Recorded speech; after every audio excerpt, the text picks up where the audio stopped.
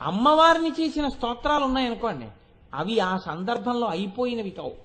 మీరు వాటిని తలుచుకుని నమస్కారం చేస్తున్నారనుకోండి, మీకు తెలియకుండా మీకు ఒక గొప్ప ప్రయోజనం కలుగుతూ ఉంటుంది. ఇవి ఎందుకు ఇస్తారో తెలుసా అండి మీకు? ఇవి ఇవ్వడం వెనకాతల చాలా పెద్ద రహస్యం ఉంటుంది. అవి అన్వయం చేసుకుని విని ఒక్కసారి నీ జీవితాన్ని ధన్యం చేసుకో అని చెప్పడానికే ఈ నామం వచ్చింది. మీకు నేను ఒక ఉదాహరణ చెప్తాను. సర్వమంగళమాంగళ్యే శివే సర్వార్థ సాధికే శరణ్యే త్రయంబకే దేవి నారాయణి నమోస్తుతే. ఇదొక శ్లోకం. ఇది ఎక్కడదో తెలుసా అండి? చండీ మంత్రము యొక్క మాలార్ణవము అని చెప్పి అమ్మవారి యొక్క దేవీ వైభవము అని ఒకటి ఉంది. ఆ దేవీ వైభవాన్ని వర్ణించేటటువంటి ఘట్టంలో ఈ శ్లోకం ఉంది. ఈ శ్లోకంలో ఏమంటారంటే సర్వమంగళ మాంగళ్యే శివే సర్వార్థ సాధికే. అమ్మా, సర్వమంగళ మాంగళ్యే, సర్వమంగళములకు కూడా మంగళప్రదమైన దానా, శివే మంగళములనిచ్చేదానా, సర్వార్థ సాధికే, ఏది జరగాలన్నా ఎవరి అనుగ్రహం ఉంటుందో ఆ వారి వలన జరగవలసినటువంటి పనులన్నీ ఉన్నాయి అని చెప్పినప్పుడు ఆ తల్లి ఎవరో అటువంటి తల్లివైనదానా, సర్వార్థ సాధికే శరణ్యే త్రయంబకే దేవి, మూడు కన్నులున్నవో తల్లి నీకు నేను శరణాగతి చేస్తున్నాను. శరణ్యే త్రయంబకే దేవి నారాయణి నమోస్తుతే, నారాయణి నారాయణుని చెల్లెలా నీకు నమస్కరించుతున్నాను. ఇది బాహ్యార్థం. అసలు ఈ శ్లోకం వెనకాతల ఉండేటటువంటి చాలా పెద్ద రహస్యం ఏమిటో తెలుసా అండి? ఇప్పుడు మీరు సర్వమంగళ మాంగళ్యే శివే సర్వార్థ సాధికే శరణ్యే త్రయంబకే దేవి నారాయణి నమోస్తుతే అన్నారనుకోండి స్నానం చేసి, లేకపోతే మీ పిల్లలతో అనిపిస్తున్నారనుకోండి, మీకు తెలియకుండా మీ ఇంట్లో ఏం జరుగుతుంటుందో తెలుసా అని అడిగింది శాస్త్రం. ఏం జరుగుతుంది అంటే, మంగళకరమైనటువంటి వస్తువులు ప్రపంచంలో కొన్ని ఉన్నాయి. ఈ వస్తువుల్ని పేరు విన్నా, పేరు తలుచుకున్నా, వాటిని చూసినా, ఒకవేళ ఏదైనా దోషం జరగబోతుంటే, ప్రమాదం జరగబోతుంటే వాటి వలన తప్పుతుంది. అమ్మవారు అనుగ్రహించాలనుకుంటే వాటిగా వచ్చి అనుగ్రహిస్తుంది. ఇక్కడే ఈ సభలోనే ఉన్నారు ఒక ఆయన, నాతో పాటు రోడ్డు మీద కలిసి ఇంటికి వచ్చారు. వీధి గేటు దగ్గర నిలబడి మాట్లాడుతున్నాను ఇలా చేతులు వెనక్కి పెట్టుకుని. ఎందుకు వచ్చిందో తెలియదు, ఎక్కడి నుంచో ఒక ఆవు వచ్చి నా చేతులు నాకుతోంది. నాకుతుంటే అరే ఆవు వచ్చిందే పాపం, దీన్ని ఇలా పంపించడం ఎందుకు అని నేను నా భార్యని పిలిచి 4 అరటిపళ్ళు ఇవ్వవే అన్నాను. అంటే నా దగ్గర ఉన్న ఆయన పరిగెత్తుకుంటూ వెళ్ళి తీసుకొచ్చి ఆ అరటిపళ్ళు అవి ఆ ఆవుకి పెట్టారు. అదే రోజు ఆయన మోటార్ సైకిల్ మించి పడిపోయి తల పగిలిపోయి చాలా ప్రమాదకరమైన స్థితికి వెళ్ళిపోవలసిన వ్యక్తి కౌకు దెబ్బలతో బయటకు వచ్చేశారు. నాకు తెలియదు ఈ విషయం, ఆయనే నాకు వచ్చి చెప్పారు ఇవాళ పొద్దున్న. గురువుగారు, నేను ఆ రోజు ఆవు రూపంలో నన్ను అమ్మవారి వచ్చి నా చేత అరటిపండు పెట్టించుకుని ఈ ఫలితాన్ని అడ్డుపెట్టి నాకు అకాల మృత్యువు రాకుండా ఆ తల్లి నన్ను కాపాడినది, లలితా సహస్రం వింటుండడం నన్ను కాపాడేసిందండి అన్నారు ఆయన. అది భక్తి.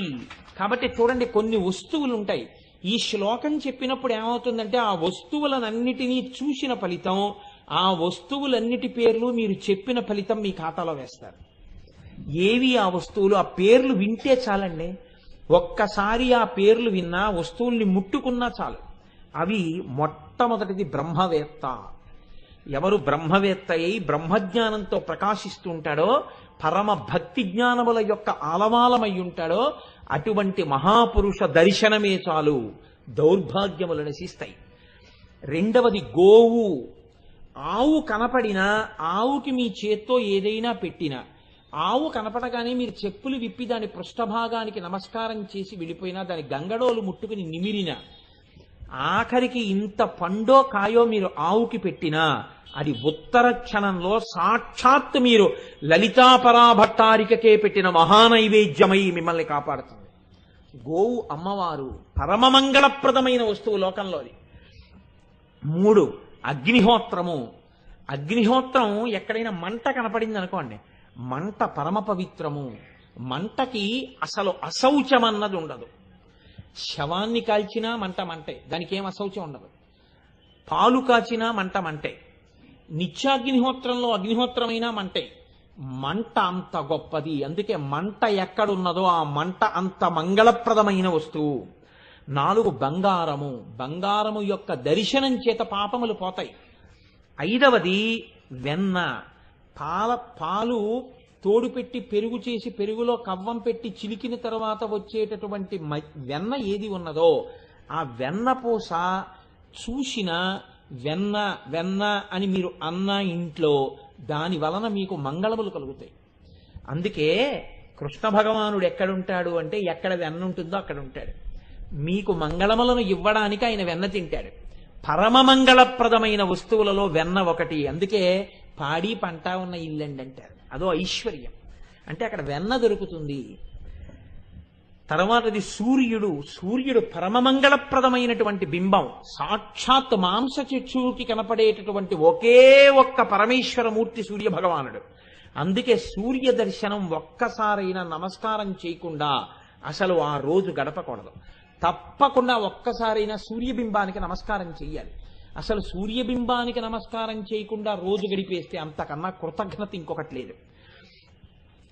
స్త్రీలు, ఆడవారు ఏ రూపంలో ఉన్నా సరే స్త్రీ పరమ మంగళప్రదమైనటువంటి స్వరూపము. అలాగే రాజు ప్రభు దర్శనం, ప్రభువుని దర్శనం చేస్తే రాజ్యాన్ని పరిపాలించేటటువంటి ప్రభువు మంగళప్రదుడై ఉంటాడు. ప్రభు దర్శనము ఉట్టినే పోదు, కాపాడి తీరుతుంది. కాబట్టి ఇవి మంగళప్రదమైనటువంటి వస్తువులు. మీకు ఇంకొక పెద్ద రహస్యం చెప్పనండి. జ్యోతిషంలో కొన్ని గ్రహాలు బలహీనంగా ఉన్నాయంటారు. మీరు కొంచెం ఇది చేయండి, కొంచెం అది చేసుకోండి అంటారు. అన్నిటికన్నా గొప్ప విరుగుడుగా శాస్త్రం ఏం చెప్పిందో తెలుసా? గ్రహములు బలహీనంగా ఉంటే రోజు ఈ శ్లోకం చెప్పుకోవాలి. సర్వమంగళమాంగళ్యే శివే సర్వార్థ సాధికే శరణ్యే త్రయంబకే దేవి నారాయణి నమోస్తుతే అనాలి. ఎందుకనాలో తెలుసా అండి? జ్యోతిషంలో ఒక రహస్యం ఉంది. అది మీకు జ్యోతిష శాస్త్రంలో దొరకాలనే నియమం లేదు. వేరొక చోట లభ్యమవుతుంటాయి. మీ యొక్క జాతకంలో పాపపు గ్రహాలు చూస్తూ మిమ్మల్ని బాధ పెట్టేయడానికి సిద్ధపడిపోతుంటే వాటిని తొలగతీసి వాటి యొక్క శక్తి తగ్గించేసి మిమ్మల్ని ఏడిపించకుండా చాలా తక్కువ ఫలితం ఇచ్చి వెళ్ళిపోయేటట్టుగా చెయ్యగలిగినటువంటి శక్తి ఏ శ్లోకానికి ఉందో తెలుసా అండి? ఈ శ్లోకానికి ఉంది. ఈ శ్లోకం మీరు చెప్పగానే అమ్మవారు ఆ శ్లోకంలోంచి కొన్ని వస్తువులుగా ప్రకాశిస్తుంది. వీటిని మీరు తలుచుకున్నా, వీటిని మీరు విన్నా, వీటి గురించి చెవిలో పడినా అమ్మవారి అనుగ్రహం కలుగుతుంది. అవే ఒకటి పెరుగు. పెరుగు పరమమంగళప్రదమైన వస్తువుల్లో ఒకటి. పెరుగు వంక మీరు కానీ రోజు చూస్తే ఇంట్లో ఒక్కసారి పెరుగు వంక, పెరుగు పాత్రకు అందుకే కాలు తగలరాదు. పెరుగు వంక చూశారనుకోండి, మీకు బలహీనంగా ఉన్న గ్రహాలు బలపడతాయి. మీకు దుష్ఫలితములను రాకుండా గ్రహములను ఆపు చేయడానికి తేలిక మార్గంగా దేవి స్తోత్రంలో ఏం చెప్తారంటే పెరుగు చూడు అని చెప్తారు. 2 నెయ్యిని చూడాలి. నెయ్యి తినవద్దని కాని, నెయ్యి వేసుకోకండని కాని, నెయ్యిని తక్కువ చేసి కాని, నెయ్యి వల్ల ప్రమాదాలు వస్తాయని కాని మాట్లాడరాదు. ఎప్పుడూ చెప్పకూడదు.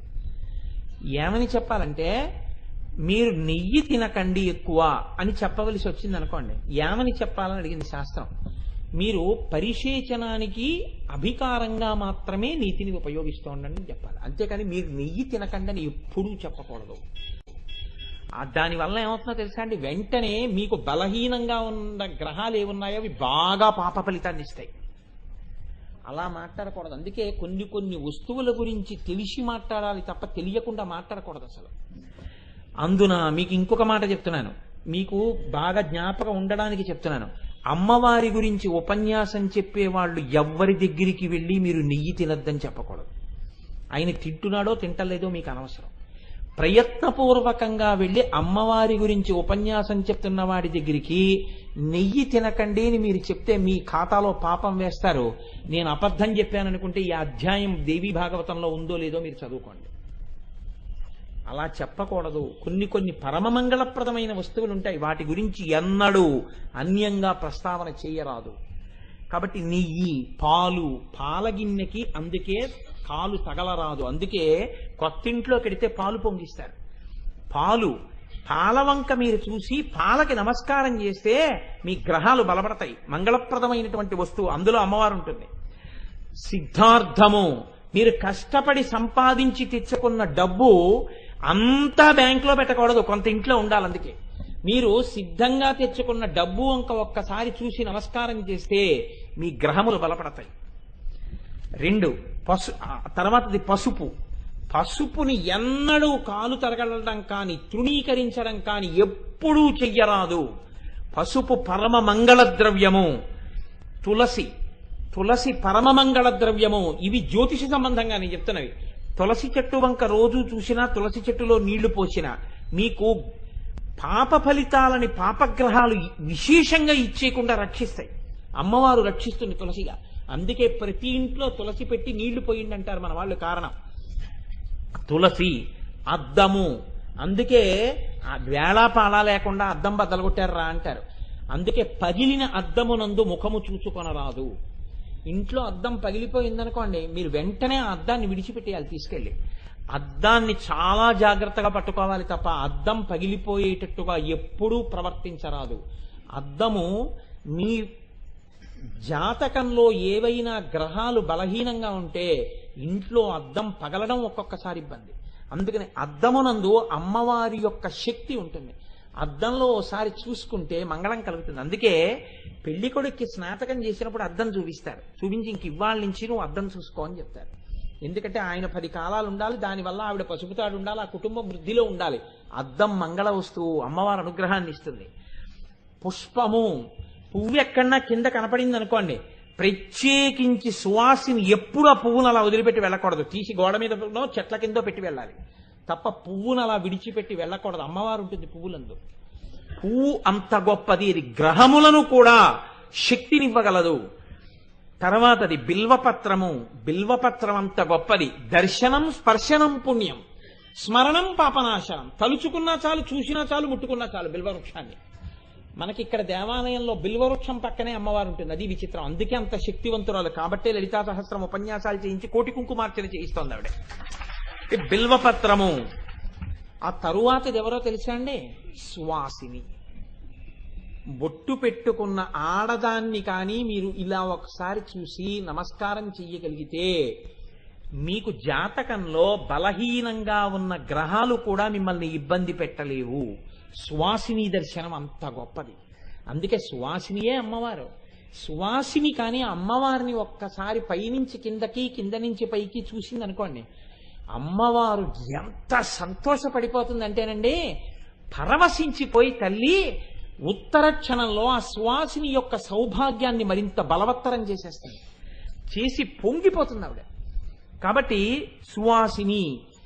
ఈ వస్తువులన్నీ తలుచుకుంటే, ఈ వస్తువులన్నీ చూస్తే ఎంత ఫలితం వస్తుందో, ఎన్ని మంగళములు వస్తాయో, ఇన్ని మంగళములు రావడానికి ఈ వస్తువులకి గొప్పతనం ఏ వస్తువులోంచి వచ్చిందో ఆ వస్తువు అమ్మవారు.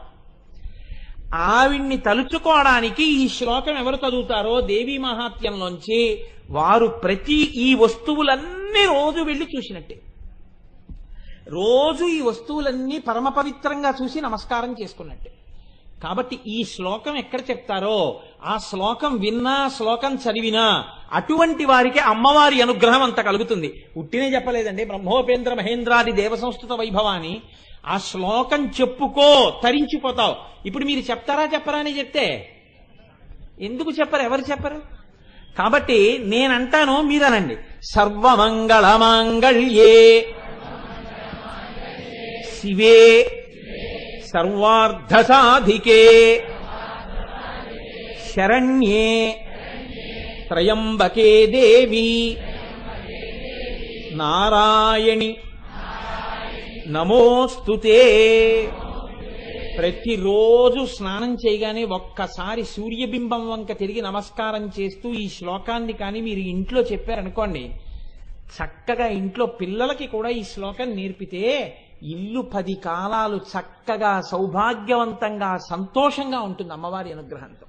ప్రతి వారికి ఈ శ్లోకం రావాలి. అంత గొప్ప శ్లోకం. ఇన్ని మంగళప్రదమైన వస్తువులు ఆ శ్లోకంలోకి వచ్చేస్తాయి.